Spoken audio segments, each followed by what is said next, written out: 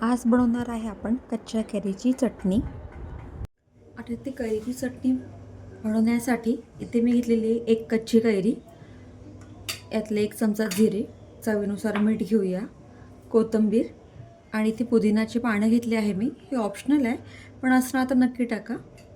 2 मिरच्या आणि इथे 4-5 लसणाच्या पाकळ्या। एक मिक्सरचं भांडं घेतलं आहे आणि यामध्ये मी आता हे सगळं आपली जी कैरी आहे ती टाकणार आहे।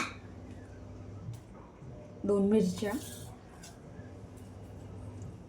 लसणाच्या पाकळ्या आहेत,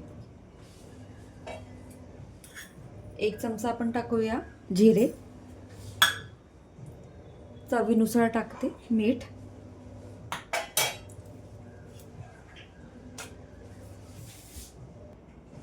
इथे हे पुदिन्याची पानं टाकूया आपण आणि कोथिंबीर हिला धुवून घेतलं आहे आणि थोडंसं याच्या जे दांड्या असतात त्याला सोबत टाकलं आहे मी।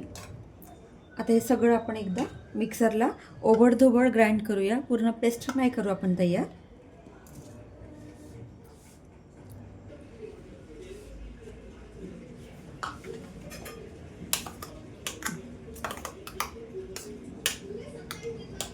आता इथे आपली चटणी बनून तयार आहे।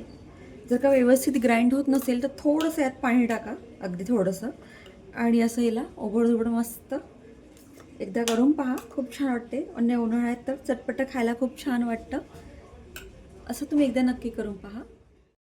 तुम्हाला जर का माझी व्हिडिओ आवडली असेल तर प्लीज चॅनलला सबस्क्राईब करा आणि व्हिडिओला लाईक करा। थँक्यू।